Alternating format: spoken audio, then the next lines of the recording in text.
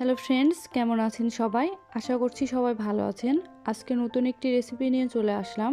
আজকের রেসিপিতে থাকছে কেক। আমি আজকে আপনাদের সাথে আপেল কেক শেয়ার করব। এই কেকটি খেতে কিন্তু দারুণ মজার হয়ে থাকে। তৈরি করা খুবই সহজ, খুব বেশি উপকরণেরও প্রয়োজন হয় না এই কেকটি তৈরি করতে। আমার আজকের এই ভিডিওটি প্রথম থেকে শেষ পর্যন্ত দেখলে আপনারা খুব সহজেই এই আপেল কেক তৈরি করতে পারবেন। তো চলুন কথা না বাড়িয়ে মূল রেসিপিতে চলে যাই। আপেল কেক তৈরির জন্য আমি এখানে 3টি আপেল নিয়েছি। আপেলগুলোকে খুব ভালোভাবে ধুয়ে নিয়েছি।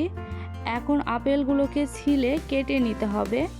আমি একটি পিলারের সাহায্যে আপেল ছিলে নিচ্ছি। সব আপেলগুলোকে একইভাবে ছিলে এখন পাতলা স্লাইস করে কেটে নিতে হবে। আমি কিভাবে কাটছি দেখে হয়তো আপনারা বুঝতে পারছেন।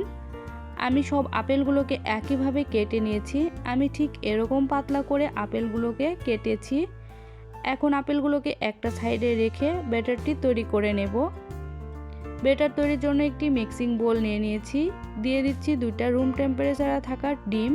ফ্রিজে ডিম থাকলে আপনারা অবশ্যই 30 মিনিট আগে ডিমটি বের করে নেবেন। এখন হ্যান্ড উইক্সের সাহায্যে ডিমগুলোকে ফেটিয়ে নিতে হবে খুব ভালো করে।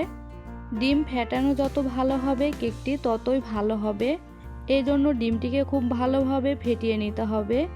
ডিম ফেটিয়ে নিয়েছি। এ পর্যায়ে দিয়ে দিচ্ছি হাফ কাপ পরিমাণ চিনি এবং ডিমগুলোকে আবারও খুব ভালোভাবে ফেটিয়ে নিতে হবে যতক্ষণ পর্যন্ত না চিনিগুলো গলে। আপনারা চাইলে ইলেকট্রিক বিটার বা কাঁটা চামচ দিয়েও এই ফেটানোর কাজটি করে নিতে পারেন। খুব ভালোভাবে ফেটিয়ে নেওয়া হয়ে গেছে ডিম এবং চিনি। এখন অ্যাড করছি 1/3 কাপ পরিমাণ সয়াবিন তেল দিয়ে আবারও মিশ্রণটি আমি মিশিয়ে নিচ্ছি। তেল দেওয়ার পরে সব কিছু খুব ভালোভাবে মিশিয়ে নেওয়া হয়ে গেছে।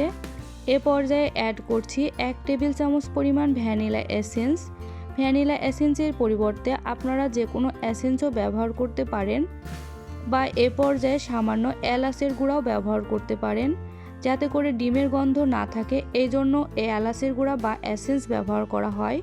সব কিছু খুব ভালোভাবে মিশিয়ে নেওয়া হয়ে গেছে। এ পর্যায়ে একটি চালনি নিয়ে নিলাম। দিয়ে দিচ্ছি 1 কাপ পরিমাণ ময়দা। দিয়ে দিচ্ছি হাফ চা চামচ পরিমাণ বেকিং পাউডার। এখন সব কিছু খুব ভালোভাবে চেলে নিতে হবে। শুকনো উপকরণগুলো চেলে নিলে কেকটি অনেক স্মুথ হবে, এই জন্য চেলে নিতে হবে। এখন সব কিছু খুব ভালোভাবে মিশিয়ে নিয়ে কেকের একটি স্মুথ ব্যাটার তৈরি করে নিতে হবে।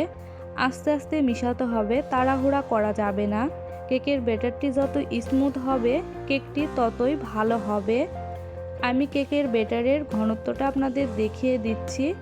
ঠিক এরকম ঘনত্বের একটি কেকের ব্যাটার তৈরি করে নিতে হবে। কেকের ব্যাটারটি রেডি হয়ে গেছে। এ পর্যায়ে আমি আগে থেকে কেটে রাখা আপেলগুলোকে অ্যাড করছি। আপেল অ্যাড করার পরে আমি একটি স্প্যাচুলা দিয়ে ব্যাটারের সাথে খুব ভালোভাবে আপেলগুলোকে মিশিয়ে নিতে হবে।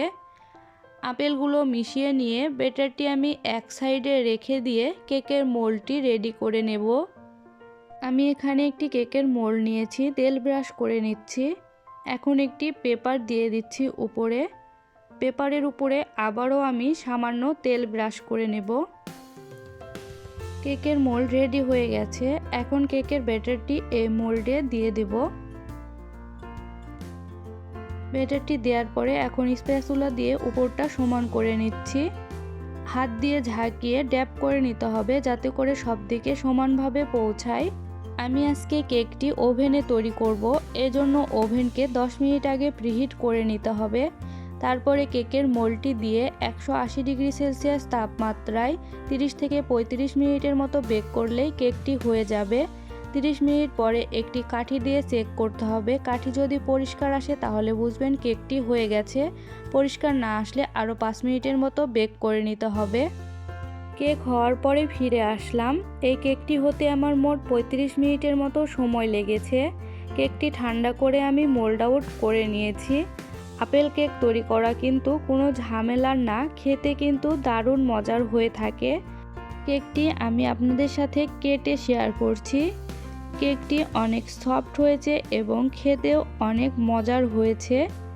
আপনারা খুব সহজেই আমার আজকের এই রেসিপি ফলো করে বাসায় একবারের জন্য হলেও এই আপেল কেক তৈরি করে খেয়ে দেখবেন, আপনাদের অনেক ভালো লাগবে। আমার আজকের এই রেসিপি কেমন লাগলো তা আমাকে অবশ্যই কমেন্ট করে জানাবেন। আজকের মতো এ পর্যন্তই। সবাই ভালো থাকবেন, সুস্থ থাকবেন।